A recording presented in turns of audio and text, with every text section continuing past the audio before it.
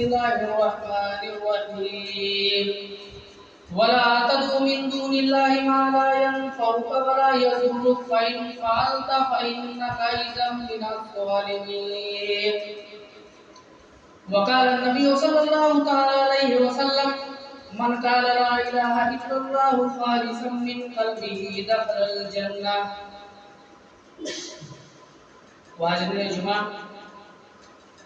ہر قسم کی حمد و ثنا کبریائی اور بڑائی بزرگی اس اللہ رب العالمین کے لیے ہے کہ جس نے ہم تمام کو پیدا کیا اور درود و سلام کے بے شمار پھول نچاور فرما اپنے تمام انبیاء اور رسول پر، بالخصوص آخری رسول جناب محمد عربی صلی اللہ علیہ وسلم کے اوپر، کہ جن کے وجہ سے ہمیں راہ حق ملا اور زندگی گزارنے کے صحیح اصول اور ضابطے معلوم. حضرات، آج اس خطبہ جمعہ کے اندر جو آج عنوان آپ لوگوں کے سامنے رکھنا ہے وہ در حقیقت توحید ہے. اللہ رب العالمین قرآن حکیم کے اندر ارشاد فرماتا ہے والذین آمنوا، جو لوگ ایمان لائے، ولم یلبسوا ایمانہم بظلم، کہ جو لوگ ایمان لائے اور اپنے ایمان کو ظلم سے یعنی شرک سے بچا لیے، تو اللہ رب العالمین فرماتا ہے کہ وہی لوگ کامیاب ہونے والے ہیں. الذین آمنوا ولم یلبسوا ایمانہم بظلم، کہ اللہ رب العالمین کے نظر میں اگر کوئی سب سے بڑا گناہ ہے تو وہ شرک باللہ ہے. اللہ رب العالمین قرآن حکیم کے اندر ارشاد فرماتا ہے قد افلح المؤمنون، وہ مومنین کامیاب ہو گئے. کامیاب کون ہے؟ وہ مومنین کامیاب ہیں. الذین هم فی صلاتہم خاشعون، جو اپنے نمازوں کے اندر خضوع اور خضوع رکھتے ہیں، وہ مسلمان کامیاب ہیں. اللہ رب العالمین قرآن حکیم کے اندر ارشاد فرماتا ہے یا ایھا الذین آمنوا اتقوا اللہ ولتنظر نفس ما قدمت لغد. اے ایمان والو، تم اسلام کے اندر داخل ہو جاؤ. اور اللہ رب العالمین نے فرمایا کہ اے ایمان والو، تم وہ عمل کرو، ویسا عمل کرو کہ جیسا عمل صحابہ اکرام رضوان اللہ تعالی علیہ اجمعین نے کیا. اور اے ایمان والو، اس دن کے لیے تیاری کرو کہ جس دن کا حال تو یہ ہے کہ کوئی کسی کے کام نہیں آئے گا. امام کائنات فرماتے ہیں کہ قیامت کے ہونے کیا ایسا خطرناک ہوگا کہ باپ اپنے بیٹے کو دیکھ کر بھاگے گا، ماں اپنے بیٹی کو دیکھ کر بھاگے گی، وہاں کوئی کسی کے کام نہیں آئے گا. تو اے ایمان والو یا ایھا الذین آمنوا اتقوا اللہ ولتنظر نفس ما قدمت لغد. اے ایمان والو، اس دن کی تیاری کرو کہ تم آخرت کے دن کے لیے کون سی تیاری کی. صحابہ اکرام رضوان اللہ تعالی علیہ اجمعین نے کس قدر آخرت کی تیاری کی. حدیثوں کے اندر آتا حضرت بلال رضی اللہ تعالیٰ عنہ کو کفار مکہ دردناک عذاب دے رہے ہیں، اور کفار مکہ حضرت بلال رضی اللہ تعالیٰ عنہ کے اوپر گرم پتھر رکھ دیے ہیں اور گرم ریت کے اوپر انہیں سلا دیا گیا، ان کے پیٹ کے اوپر گرم پتھر رکھ دیا گیا. کفار آئے، کہتے ہیں بلال اگر تم حق پہ ہو، اے بلال اگر واقعی میں اللہ رب العالمین ہے تو اے بلال تمہیں بچا کیوں نہیں دیتا. حضرت بلال رضی اللہ تعالیٰ عنہ جواب دیتے ہیں کافروں، اگر تم کوئی بھی برتن اگر لیتے ہو تو اس برتن کو کیوں ٹھوکتے بجاتے ہو؟ تو کافروں نے کہا کہ اے بلال ہم اس لیے اسے ٹھوکتے اور بجاتے ہیں کہ یہ ہمارے قابل ہے کہ نہیں. حضرت بلال جواب دیتے ہیں کہ یہ کافروں، اسی طریقے سے میرا اللہ بھی مجھے آزما رہا ہے، مجھے ٹھوک اور بجا رہا ہے کہ بلال جنت کے قابل ہے کہ نہیں. یہ صحابہ اکرام رضی اللہ تعالیٰ عنہما نے کس قدر قربانی دی. حدیثوں کے اندر آتا ہے ایک صحابی رسول اللہ کے حضرت معاذ رضی اللہ تعالیٰ عنہ کے بارے میں آتا ہے کہ ان کے انتقال کا وقت جب قریب ہوا، اللہ کے نبی صلی اللہ علیہ وسلم ان کے سر کو اپنے ران کے اوپر رکھ لیے اور کہتے ہیں اللہ تو معاذ کے اوپر سے موت کے سختیوں کو ہلکا کر دے. چنانچہ جب ان کا انتقال ہو جاتا ہے، اللہ کے نبی صلی اللہ علیہ وسلم اور صحابہ کرام رضی اللہ تعالیٰ عنہما انہیں ان کے جنازے کے لے کر جا رہے ہیں قبرستان، اور قبر کے مٹی سے مشک کی خوشبو آ رہی ہے۔ صحابہ حیران، اللہ کے نبی صلی اللہ علیہ وسلم سے کہتے ہیں صحابہ اللہ کے رسول، جب ہم معاذ کے جنازے کی نماز لے کر جا رہے تھے قبرستان تو اللہ کے رسول جنازہ بالکل ہلکا معلوم ہو رہا تھا۔ اللہ کے رسول جنازہ اتنا ہلکا معلوم ہو رہا تھا کہ جیسا اس کے اوپر کوئی ہے ہی نہیں۔ اللہ کے رسول صلی اللہ علیہ وسلم فرماتے ہیں میرے صحابہ، معاذ کے جنازے کو 70,000 ملائکہ کاندھا دیے ہوئے تھے، اور قبر کے مٹی سے مشک کی خوشبو آ رہی ہے۔ صحابہ اکرام نے کہا کہ اللہ کے رسول، ان کے قبر کے مٹی سے مشک کی خوشبو آ رہی تھی۔ امام کائنات کہتے ہیں کہ تم صرف سمجھے ہو کہ ان کے جنازہ ہلکا معلوم ہو رہا تھا اور ان کے قبر کے مٹی سے مشک کی خوشبو آ رہی تھی۔ اے میرے ساتھیوں، جب معاذ کا انتقال ہوا تو ان کے انتقال کی وجہ سے اللہ رب العالمین کا عرش ہل گیا، اللہ رب العالمین کا عرش کانپ گیا۔ اور اے صحابہ، جب تم معاذ کو قبر کے اندر رکھ دیے تو قبر معاذ کو اس قدر دبائی کہ یہاں کی پسلی یہاں، بتاؤ اتنا صحابہ اکرام رضی اللہ تعالیٰ عنہ ہے کہ ان کے انتقال سے اللہ کا عرش ہل گیا، لیکن قبر انہیں بھی ایک مرتبہ دبائی۔ یہ صحابہ اکرام رضوان اللہ تعالیٰ علیہ اجمعین کا ہے۔ ایک عربی اللہ کے رسول صلی اللہ علیہ وسلم کی خدمت میں حاضر ہوتا ہے، دیہاتی، کہتا ہے محمد، اسے ادب اور احترام نہیں معلوم، کہتا ہے محمد میں آپ کے پاس آیا ہوں، مجھے توحید سکھاؤ، کیا ہے؟ ہم اور آپ ہوتے تو 2 گھنٹے کی تقریر کرتے۔ اللہ کے رسول صلی اللہ علیہ وسلم نے فرمایا کہ میرے ساتھی بیٹھ جا۔ کہا اللہ کے رسول میں جنگل سے آیا ہوں، اللہ کے رسول مجھے دریا پار کرنا ہے، اللہ کے رسول مجھے جنگلوں کا سامنا کرنا ہے، اللہ کے رسول سورج غروب سے پہلے مجھے پہنچنا ہے، اللہ کے رسول آپ توحید بتائیے۔ اللہ کے رسول صلی اللہ علیہ وسلم صحابی رسول کو توحید سکھا رہے ہیں کہ اذا سألت فاسأل اللہ، اے میرے صحابہ جب سوال کر تو اللہ سے کر، وَإِذَا اسْتَعَنْتَ فَاسْتَعِنْ بِاللَّهِ، اور جب مدد طلب کر تو اللہ رب العالمین سے مدد گہار کر۔ یہ اللہ کے رسول صلی اللہ علیہ وسلم نے اپنے صحابی کو بتایا۔ ایک دیہاتی اللہ کے نبی صلی اللہ علیہ وسلم کے خدمت میں حاضر ہوتا ہے اور کہتا ہے محمد کیا آپ اللہ کے رسول ہیں؟ اللہ کے رسول نے کہا کہ ہاں میں اللہ کا رسول ہوں۔ کہا ہے محمد پھر قسم کھا کر کہو کہ میں اللہ کا رسول ہوں۔ اللہ کے رسول نے کہا کہ اللہ کی قسم میں اللہ کا رسول ہوں۔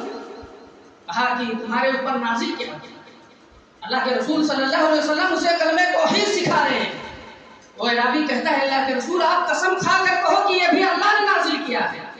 اللہ کے رسول نے کہا کہ میں قسم کھاتا ہوں کہ اللہ رب العالمین نے نازل کیا۔ پھر کہتا ہے اللہ کے رسول پھر اسلام لانے کے بعد کرنا کیا ہے؟ امام کائنات جواب دیتے ہیں کہ وہ تقیم الصلاۃ، نماز قائم کرو۔ کہا ہے محمد قسم کھا کر کہو کہ یہ بھی اللہ نے کہا ہے۔ اللہ کے رسول نے کہا کہ قسم ہے رب کعبہ کہ یہ بھی اللہ نے کہا ہے۔ پھر کہا اس کے بعد میں اللہ کے رسول نے کہا کہ رمضان کے روزے یعنی فرض روزے رکھو، وصومی رمضان کے روزے۔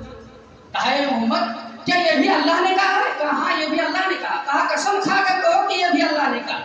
کہا ہاں یہ بھی اللہ ہی نے کہا، قسم کھایا جائے۔ کہا پھر اس کے بعد میں کہا زکات ادا کرو۔ کہا اے محمد کیا یہ بھی اللہ نے کہا ہے؟ کہا ہاں اللہ ہی نے کہا۔ کہا پھر قسم کھا کر کہو کہ یہ اللہ نے کہا ہے۔ اللہ کے رسول نے پھر قسم کھا کہ یہ بھی اللہ ہی نے کہا۔ پھر کہا اس کے بعد میں کہا کہ اس کے بعد میں تم خانہ کعبہ کی زیارت کرو، وَتَحُجَّ الْبَيْتَ إِنِ اسْتَطَعْتَ إِلَيْهِ سَبِيلًا، اگر تمہارے پاس خانہ کعبہ تک پہنچنے کی استطاعت ہے تو تم خانہ کعبہ کی زیارت کرو۔ کہا اے محمد کیا یہ بھی اللہ نے کہا؟ کہا ہاں یہ بھی اللہ نے کہا۔ کہا قسم کھا کر کہو کہ یہ بھی اللہ نے کہا ہے۔ اللہ کے رسول نے 5 ارکان پر قسم کھائی۔ پھر وہ کہتا ہے اللہ کے رسول آپ نے 5 قسمیں کھا لی، اے اللہ کے رسول اب میں ایک قسم کھاتا ہوں کہ اللہ کے رسول رب کعبہ کی قسم، اے اللہ کے رسول جب تک میں زندہ رہوں گا اے اللہ کے رسول ان 5 کاموں پر عمل کروں گا، اے اللہ کے رسول نہ اس سے میں کم کروں گا نہ زیادہ۔ جب اس نے قسم کھایا تو اللہ رب العالمین نے اسی مجمع کے اندر جبریل علیہ السلام کو بھیجا اور کہا اے جبریل جاؤ میرے نبی محمد سے کہہ دو کہ یہ جو شخص قسم کھا رہا ہے اگر اتنے پہ عمل کرے گا تو اللہ رب العالمین اسے جنت لکھ کر عطا فرمایا۔ بتاؤ جو صحابہ اکرام تھے، پھر اللہ کے نبی صلی اللہ علیہ وسلم جب اس صحابی سے یہ الفاظ کہے اس صحابی سے، صحابہ اکرام رضی اللہ تعالیٰ عنہ کا جمگٹ لگا۔ صحابہ سے اللہ کے رسول کہتے ہیں میرے صحابہ کسی جنتی شخص کو دیکھ کر خوش ہونا چاہتے ہو؟ صحابہ نے کہا ہاں اللہ کے رسول کون ہے وہ شخص؟ اللہ کے رسول نے کہا کہ دیکھ لو جو شخص جا رہا ہے سوال کر کے اگر وہ اتنے پہ عمل کرے گا تو اللہ رب العالمین نے کہا ہے کہ اللہ اسے جنت لکھ کر دے۔ تو یہ صحابہ اکرام رضی اللہ تعالیٰ عنہ۔ آج ہم کون سا اللہ رب العالمین کے وحدانیت کو تسلیم کرتے ہیں؟ آج نبیوں کے اوپر پریشانی آئی، تمام انبیاء اکرام کے اوپر پریشانی آئی، لیکن انہوں نے اپنے پریشانیوں میں اللہ رب العالمین کو طلب کیا۔ اللہ رب العالمین ارشاد فرماتا وَلَا تَدْعُوا مِن دُونِ اللَّهِ مَا لَا يَنفَعُكَ، اگر تم اللہ کو چھوڑ کر کسی ایسے ہستی کو پکارو گے مَا لَا يَنفَعُكَ، نہ جو تمہیں نفع دے سکے اور نہ تمہیں فائدہ پہنچا سکے، مَا لَا يَنفَعُكَ وَلَا يَضُرُّكَ فَإِن فَعَلْتَ، اگر اللہ کے منع کرنے کے بعد بھی تم انہیں پکارے فَإِن فَعَلْتَ فَإِنَّكَ إِذًا مِنَ الظَّالِمِينَ، تم ظالم ہو جاؤ گے۔ ظالم کسے کہتے ہیں؟ کسی کا حق مار کر دوسرے کو دے دو، یہ ظلم ہے۔ اور اللہ رب العالمین کا حق، تم اللہ رب العالمین کے حق کو چھوڑ کر آج تم اس کے بندے کو حق دے دیے اور پھر بھی تم مسلمان بنے پھرتے ہو۔ سیدنا ابو بکر صدیق رضی اللہ تعالیٰ عنہ کے سامنے جب آیا، فاروق اعظم نے کہا کہ ابو بکر صدیق لوگوں نے زکات سے منع کر دیا کہ ہم زکات نہیں دیں گے۔ حضرت ابو بکر صدیق نے کہا کہ اگر رسول اللہ کے دور میں جو انسان زکات میں اونٹ دیتا تھا اگر رسی دیتا تھا، اگر وہ رسی نہیں دے گا تو ابو بکر صدیق ان سے جنگ کرے گا، جہاد کرے گا۔ فاروق اعظم نے کہا کہ ابو بکر صدیق اللہ کے رسول صلی اللہ علیہ وسلم کا انتقال ہو چکا ہے، اے ابو بکر صبر سے کام لو، نرمی سے کام لو۔ ابو بکر صدیق کہتے ہیں اے عمر جب تم زمانے جاہلیت میں تھے تو تمہارے اندر بہت تیز رہتی تھی، اور اے عمر تم اسلام قبول کر لیے تو بزدل بن گئے۔ ارے میں یہ نہیں گوارا کرتا ہوں اگر کوئی انسان میرے بیٹے کو قتل کر دے، کیما کر ڈالے اور کہہ دے میں محمد کے دین میں تھوڑا سا کچھ اضافہ کر دوں، تو ابو بکر صدیق اپنے اولاد کو قتل ہونا گوارا کرتا ہے لیکن محمد کے دین میں ایک رائی کے دانے کے برابر، ذرہ برابر میں اضافہ برداشت نہیں کرتا۔ یہ صحابہ اکرام رضی اللہ تعالیٰ عنہ تھے۔ اللہ کے نبی صلی اللہ علیہ وسلم نے اپنے انبیاء علیہ الصلوۃ، اللہ رب العالمین نے اپنے انبیاء علیہ السلام کا ذکر کیا قرآن میں۔ سب سے بڑے آدم حضرت، سب سے بڑے پیغمبر حضرت آدم علیہ السلام کا اللہ رب العالمین نے کون ذکر کیا کہ حضرت آدم علیہ السلام جنت میں کھا رہے ہیں، پی رہے ہیں، اللہ رب العالمین نے حکم دیا اے آدم وَلَا تَقْرَبَا هَٰذِهِ الشَّجَرَةَ، اے آدم تم اس درخت کے قریب مت جانا۔ اللہ رب العالمین نے صرف یہی کہا اور باقی کی باتیں مولویوں نے، قواروں نے کھانے کمانے کے لیے کر دیا، لیکن اللہ رب العالمین کا قرآن کہتا وَلَا تَقْرَبَا هَٰذِهِ الشَّجَرَةَ، اے آدم تم صرف اس درخت کے قریب مت جانا۔ چنانچہ حضرت آدم علیہ السلام چلے جاتے، انہیں جنت سے نکال کر دنیا میں بھیج دیا گیا، تو حضرت آدم علیہ السلام اپنے رب کو پکار رہے ہیں، کہتے ہیں ربنا ظلمنا انفسنا وان لم تغفر لنا وترحمنا لنکونن من الخاسرین، اے اللہ رحمت کی، ربنا ظلمنا، اے اللہ ہم نے اپنے نفس کے اوپر ظلم کیا، اے اللہ رحمت کی امید تجھے سے لگائے بیٹھا ہوں، اے اللہ تو مجھے بخش دے، معاف کر دے۔ حضرت آدم علیہ السلام اللہ رب العالمین کو پکارتے ہیں، اور حضرت نوح علیہ السلام جن کو آدم ثانی کہا گیا، حضرت نوح علیہ السلام اپنے اولاد کو توحید پیش کرتے ہیں۔ ان کا بیٹا توحید، اللہ کے نبی کا توحید نہیں ماننا، اللہ کے وحدانیت کو تسلیم نہیں کر رہا ہے، نبی کے اوپر ایمان نہیں لا رہا ہے۔ نوح علیہ السلام کہتے ہیں میرے بیٹے اللہ کا عذاب آئے گا، اے میرے بیٹے تو اللہ کے وحدانیت کو تسلیم کر لے۔ اس نے کہا ابا اگر اللہ کا عذاب آئے گا تو میں پہاڑ کے اوپر چڑھ جاؤں گا۔ حضرت نوح علیہ السلام کہتے ہیں اِنَّ ابنی من اہلی، اے اللہ تو میرے بیٹے کو بچا لے، اے اللہ میرا بیٹا میرے نظروں کے سامنے ڈوب رہا ہے۔ نوح علیہ السلام اللہ کو پکار رہے ہیں، لیکن اللہ نے کیا کہا؟ اِنَّهُ لَيْسَ مِنْ أَهْلِكَ، اے نوح جو رب کی توحید نہیں مانتا ہے، اے نوح تیرے نبوت کو تسلیم نہیں کرتا ہے، کہے کا بیٹا اِنَّهُ لَيْسَ مِنْ أَهْلِكَ، تو تیرے اہل و عیال سے نہیں۔ تو اللہ رب العالمین نے نبیوں کو کس قدر کہا۔ حضرت ابراہیم علیہ السلام کو دیکھیے کہ جنہیں اللہ رب العالمین نے خلیل الرحمن کہا۔ حضرت ابراہیم علیہ السلام جب بتوں کو توڑ دیے،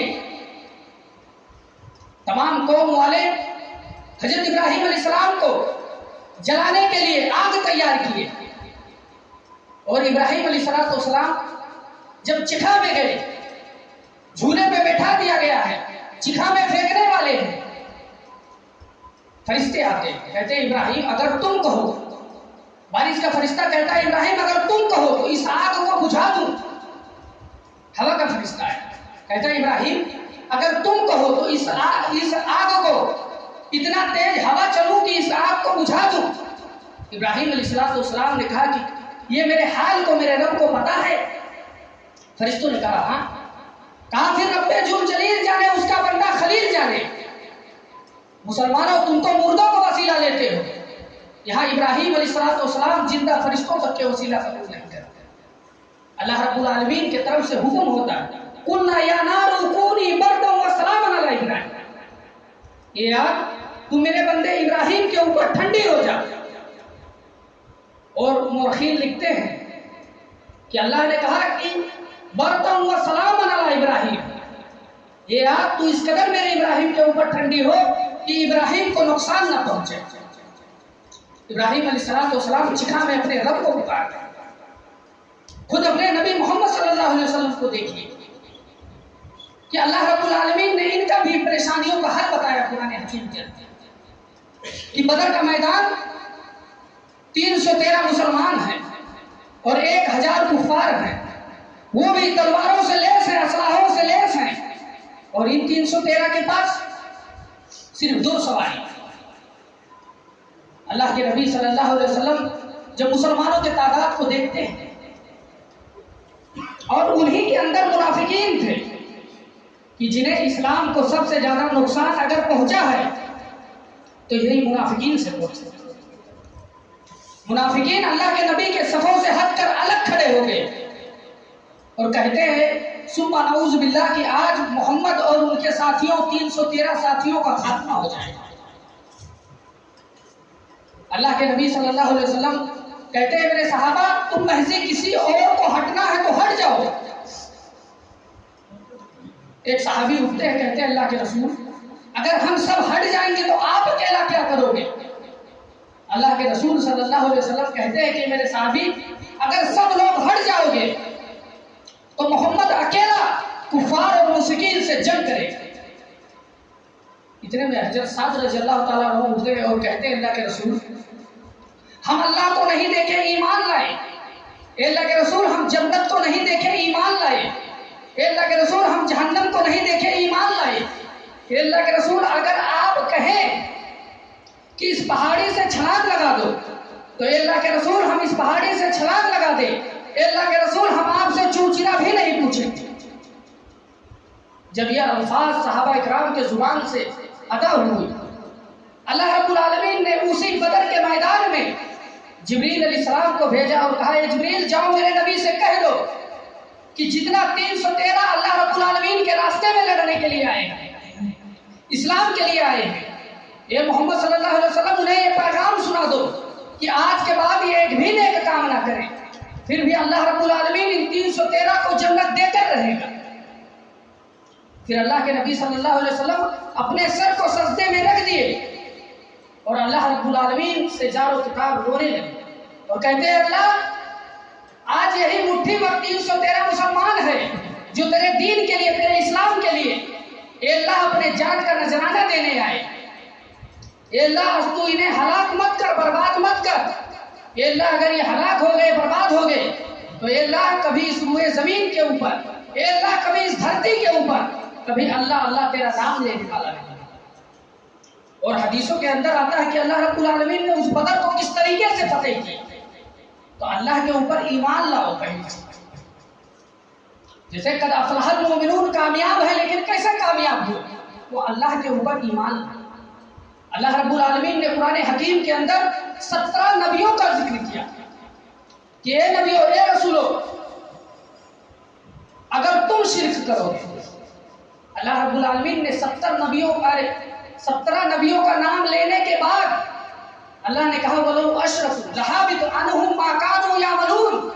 اے نبیوں، اے رسولوں، اگر تم نعوذ باللہ شرک کرو گے تو اللہ رب العالمین تمہارے عملوں کو باطل کر دے گا، تمہارے عملوں کو خراب کر دے گا. اور ان نبیوں کے امام جناب محمد رسول اللہ صلی اللہ علیہ وسلم جن کا مقام مرتبہ کتنا بلند ہے کہ اللہ رب العالمین ان کی بات منوانے کے لیے قرآن حکیم میں قسم کھاتا ہے فَلَا وَرَبِّكَ لَا يُؤْمِنُونَ حَتَّى يُحَكِّمُوكَ فِي مَا شَجَرَ بَيْنَهُمْ. اے رسول تیرے رب کی قسم، اے محمد تیرے رب کی قسم، یہ دنیا والے اس حد تک مومن نہیں ہو سکتے جب تک آپ کے بات کو بلا چوچرا تسلیم نہ کر لیں.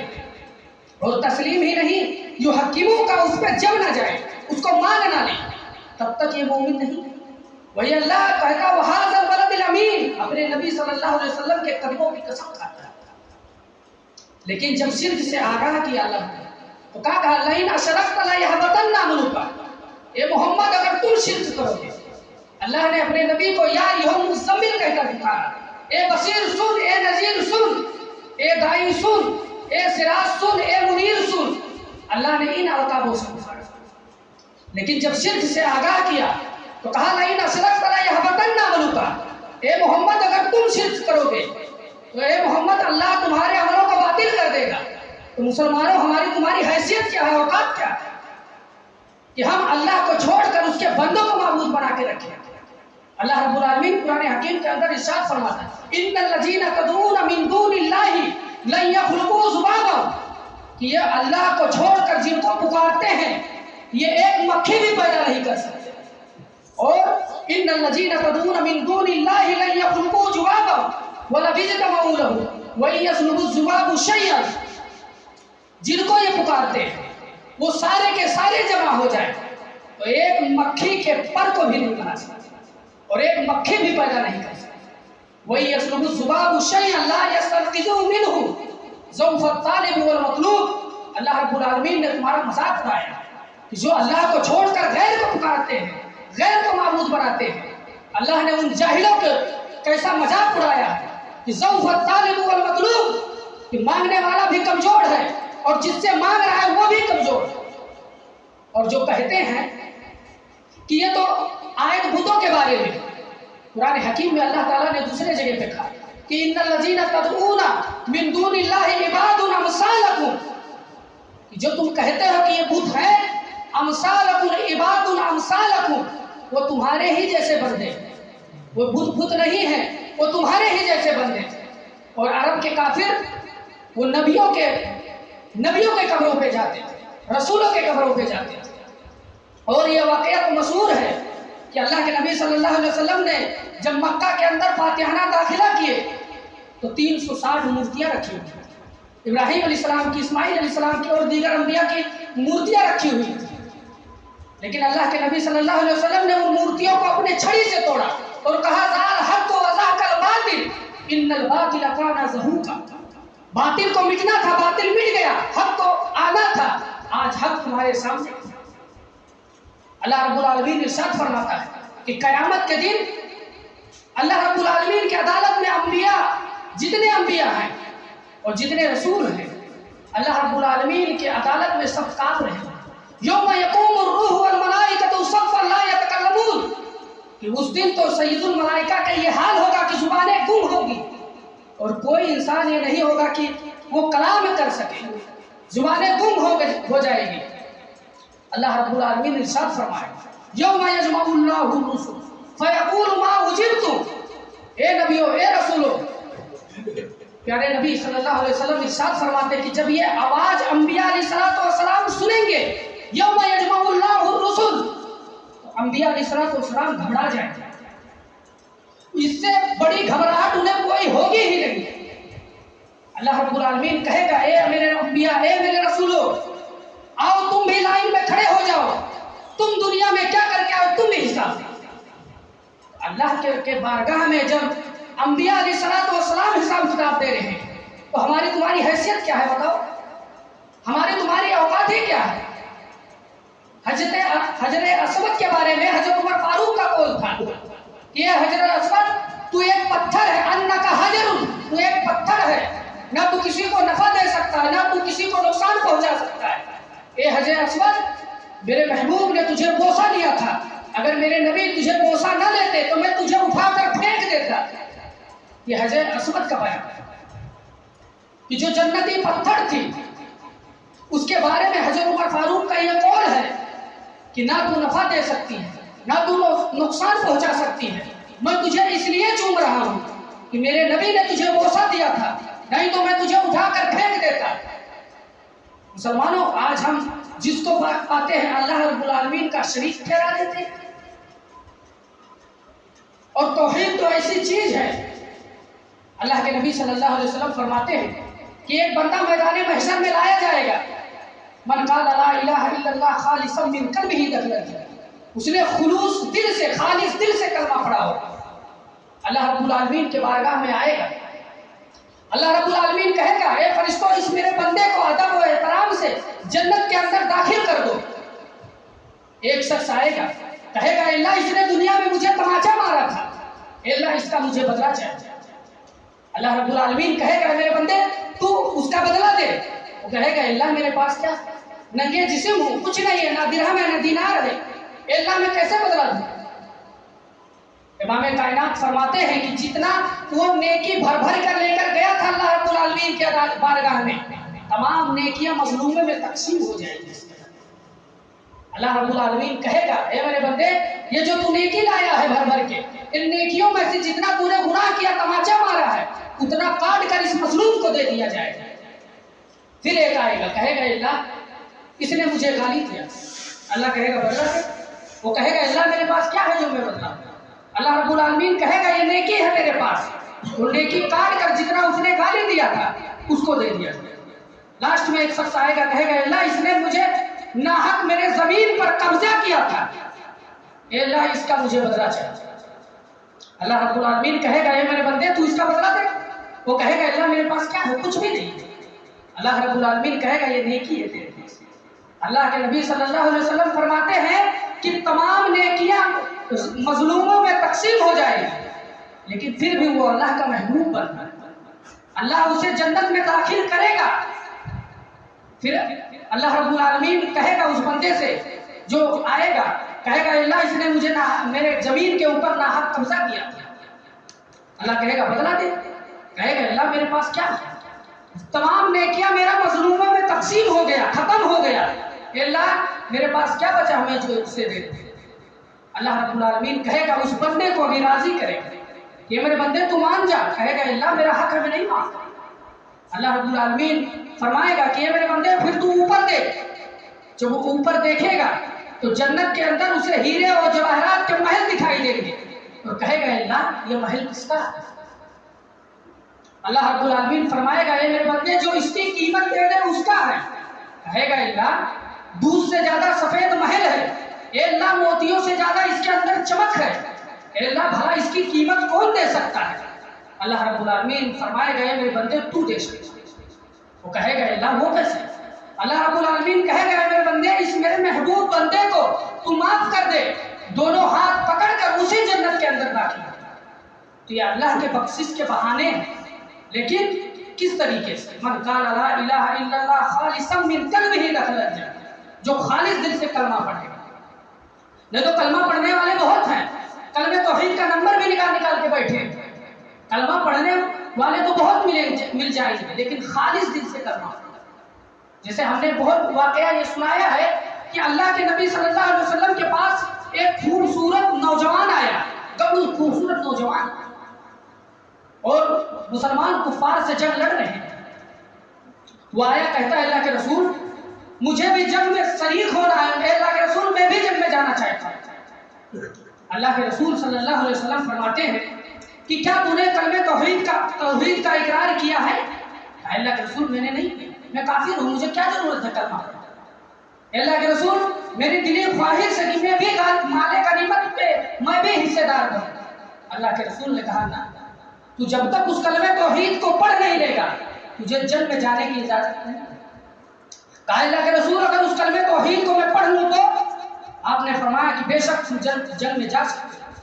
کہا اشہد ان لا الہ الا اللہ وان محمدا عبدہ ورسولہ، وہ کلمہ توحید پڑھ کر جنگ میں شامل ہو جاتا ہے، اور وہ صحابی اس قدر لڑا کہ شہید ہو جاتے ہیں۔ اللہ کے نبی صلی اللہ علیہ وسلم جب جنگ کے اندر داخل ہوتے پہنچتے ہیں تو تمام صحابہ ایک دوسرے صحابی کو پہچان رہے ہیں، جان رہے ہیں، لیکن اس اجنبی شخص کے طرف کوئی انہیں نہیں پہچانتا، صرف اللہ کے رسول کو چھوڑ کر باقی کوئی نہیں پہچانتا۔ اللہ کے رسول صلی اللہ علیہ وسلم جب اس صحابی کے طرف رخ کیے تو چہرے پہ مسکان ہے، مسکراہٹ کھل رہی ہے۔ صحابہ نے کہا اللہ کے رسول کیا بات ہے کہ آپ اس جنگ کے اندر ہنس رہے ہیں؟ اللہ کے رسول نے کہا کہ یہ میرے صحابہ، یہ جو اجنبی شخص ہے یہ صرف میرے اوپر کلمہ توحید کو پڑھ کر جنگ میں داخل ہو گیا، نہ اس نے کوئی نماز پڑھا، نہ اس نے کوئی روزہ رکھا، نہ اس نے کوئی زکات دیا، نہ اس نے کوئی حج کیا۔ اے میرے صحابہ، اللہ رب العالمین نے صرف کلمہ توحید کے بنا پر اسے جنت الفردوس میں جگہ دیا۔ یہ کلمہ توحید من قال لا الہ الا اللہ خالصا من قلبہ دخل الجنہ، جس نے خالص دل سے کلمہ پڑھا۔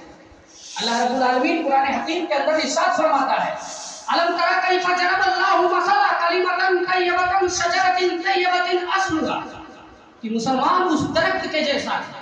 ایک مسلمان کی پہچان اللہ رب العالمین نے ایک درخت کی مثال دی کہ جب اس میں پھل لگتا ہے، پیڑ کے اندر جب وہ ہرا بھرا رہتا ہے تو انسان اس کے نیچے آرام کرتا ہے، سستاتا ہے دھوپ سے بچنے کے لیے، اور جب اس میں کوئی پھل لگتا ہے تو انسان اس پھل کو توڑ کر کھاتا ہے، اور جب وہ درخت سوکھ جاتا ہے، جب کسی کام کا نہیں رہتا ہے تو اسے وہ شخص چولہے میں ان لکڑیوں کو توڑ کر کاٹ کر چولہے میں استعمال کرتا ہے۔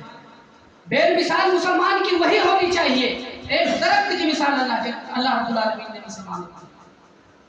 اور آج ہم مسلمان کس قدر توحید سے دور ہیں، اللہ رب العالمین کی وحدانیت سے دور ہیں۔ اللہ رب العالمین قرآن حکیم کے اندر جگہ جگہ یہی کہا ہے کہ اے ایمان والو تم اللہ سے ڈرو، اللہ سے ڈرو۔ آج کون ہے مسلمان جو اللہ رب العالمین سے ڈرے؟ مانتے ہیں کہ اللہ ہے، رسول ہیں، لیکن یقین کسی کو نہیں ہے۔ اگر یقین ہو تو کوئی مسلمان شراب پیے گا، کوئی مسلمان جوا کھیلے گا، کوئی مسلمان کاٹا مارے گا؟ کیوں نہیں؟ آج ہم یقین صرف رکھتے ہیں کہ اللہ ہے، لیکن یقین نہیں۔ جس طریقے سے کفار مکہ کہتے تھے کہ اللہ کے نبی صلی اللہ علیہ وسلم کو حکم ہوا، اللہ رب العالمین نے کہا کہ میرے نبی ان کفار مکہ سے پوچھو کہ تمہارے کھیت میں اناج کو کون پکاتا ہے؟ تو کفار مکہ کہتے تھے کہ یہ اللہ رب العالمین نے کہا کہ میرے نبی ان سے ذرا یہ پوچھئے کہ تم کھیت میں ایک دانہ ڈالتے ہو، اللہ رب العالمین اسے 100 دانہ بناتا ہے، بتاؤ یہ بنانے والا کون ہے؟ تو عرب کے کافر کیا کہتے تھے کہ یہ اللہ ہی کرتا ہے۔ پھر اللہ رب العالمین نے کہا کہ نبی ان سے ذرا یہ پوچھئے کہ تمہارے ماں کے پیٹ میں بچے کو کون پالتا ہے 9 مہینہ؟ تو یہ عرب کے کافر کیا کہتے تھے محمد صلی اللہ علیہ وسلم یہ تو اللہ ہی پالتا ہے۔ پھر اللہ کے نبی نے کہا کہ پھر اللہ نے کہا حکم دیا اے نبی ان سے یہ پوچھو کہ تم اللہ کو ڈائریکٹ کیوں نہیں مانتے؟ تو کہا اے محمد ابن عبداللہ یہ بزرگ جو ہیں یہ اللہ کے ہمیں قریب کر دیں گے، اللہ سے ان کے تعلقات ہیں۔ اللہ رب العالمین نے کہا نحن اقرب الیہ من حبل الورید، جب میں اپنے بندے کے شہرک سے بھی زیادہ قریب ہوں، اور جب اللہ شہرک سے بھی زیادہ قریب ہے تو اس میں اللہ سے ان کے ملاقات کا ذریعہ کہاں سے؟ پھر اللہ رب العالمین نے ایک دوسرے مقامات پہ ارشاد فرماتا ہے کہ وَإِذَا سَأَلَكَ عِبَادِي عَنِّي فَإِنِّي قَرِيبٌ، جب میرا بندہ مجھ سے دعا کرتا ہے فَإِنِّي قَرِيبٌ، میں اس سے قریب ہوتا ہوں، فَإِنِّي قَرِيبٌ أُجِيبُ دَعْوَةَ الدَّاعِ إِذَا دَعَانِ فَلْيَسْتَجِيبُوا لِي وَلْيُؤْمِنُوا بِي لَعَلَّهُمْ يَرْشُدُونَ، کہ جب میرا بندہ مجھ سے دعا کرتا ہے تو میں اس کے قریب ہوتا ہوں، اور میں اس کے قریب ہی نہیں ہوتا ہوں بلکہ اس کے دعا کو خود سنتا ہوں۔ شرط کیا ہے؟ مومن ہو، تو اللہ رب العالمین کے بارگاہ میں اس کی دعا ضرور کروں گا۔ ہم نے کتنے ایسے واقعات آپ لوگوں کے سامنے رکھا ہے کہ صرف لوگوں کے زبان سے الفاظ نکلتا تھا اور اللہ رب العالمین انہیں اس چیز کو اگر شکست رہتی تھی تو اللہ رب العالمین اسے فتح میں تبدیل کر دیا۔ چنانچہ حضرت سعد رضی اللہ تعالیٰ عنہ کا واقعہ آتا ہے، ایک واقعہ بتا کے بات ختم کرتا ہوں۔ جنگ کے اندر گئے حضرت سعد رضی اللہ تعالیٰ، اس جنگ کے اندر جنگ فتح کیے اور فتح کرنے کے بعد ایک سمندر کے پاس گئے اور سمندر کے پاس جب پہنچے صحابہ تو لوگ کہتے ہیں کہ اے سعد اے کمانڈر ہم کیا کریں، اب آگے سمندر ہے، پیچھے اسلام ہے، دائیں اسلام ہے، بائیں اسلام ہے، اے سعد ہم کیا کریں؟ کہا ایک کام کرو، تم سب اپنے گھوڑوں کو سمندر کے اندر ڈال دو۔ کہا اے سعد سمندر کے اندر ہم گھوڑے کو ڈال دیں گے، اگر ہمارا کچھ نقصان ہو گیا تو؟ حضرت سعد رضی اللہ تعالیٰ عنہ جواب دیتے ہیں کہ میرے ساتھی اگر تمہارا ایک جوتے کا تسبہ غائب ہوا تو میں تمہیں بھر کر دوں گا اور میں اس کا خود بھرپائی میں کروں گا، اور اگر میں نہیں بھر پایا کروں یا نہیں تمہارا دیا تو تم اللہ رب العالمین کے سامنے کل قیامت کے دن میری دامن پکڑ سکتے ہو۔ چنانچہ جب گھوڑوں کو سمندر میں اور ڈال کر جب وہاں سے واپس آئے تو کہا، حضرت سعد نے کہا کہ ساتھیوں تم سب کی سامان محفوظ ہے کہ نہیں؟ تو سب نے کہا کہ ہاں سعد ہمارے سامان بالکل محفوظ ہے۔ ایک صحابی اٹھا کہتا ہے سعد میرا ایک پیالہ جو ہے سمندر کے اندر گم ہو گیا ہے، اے سعد مجھے وہ پیالہ چاہیے، اور اے سعد اگر وہ پیالہ مجھے نہیں ملا تو اے سعد میں کل قیامت کے دن اللہ رب العالمین کے یہاں میں تمہارے دامن پکڑوں۔ حضرت سعد رضی اللہ تعالیٰ عنہ جب یہ الفاظ سنتے ہیں سجدے کے اندر اپنے سر کو رکھ دیے اور اللہ رب العالمین سے دعا کر رہے ہیں، کہتے ہیں اللہ جب تک اس شخص کا پیالہ اے اللہ جب تک مل نہیں جائے گا، اے اللہ جب تک مل نہیں جائے گا، جب تک سعد اپنے سر کو سجدے سے نہیں اٹھائے گا۔ حدیث کے اندر آتا ہے اور علامہ قرطبی وغیرہ نقل کرتے ہیں کہ جب سعد دعا کر رہے ہیں اور وہ پیالہ دھیرے دھیرے دھیرے دھیرے سمندر کے کنارے آ کر رک گئے تو یہ ان کی دعا کے اندر یہ تاثیر تھی، انہوں نے اللہ رب العالمین کے وحدانیت کو تسلیم کیا، انہوں نے یہ نہیں کہا تھا لا الہ الا اللہ محمد رسول اللہ پڑھ کر وہ جم گئے تھے، وہ یہ نہیں کہے تھے کہ قالوا وجدنا آبانا ہمارے باپ دادا جو کرتے تھے ہم وہی کریں گے، انہوں نے ایسا نہیں کہا۔ اگر وہ بھی ایسا کرتے تو فرق کیا ہے؟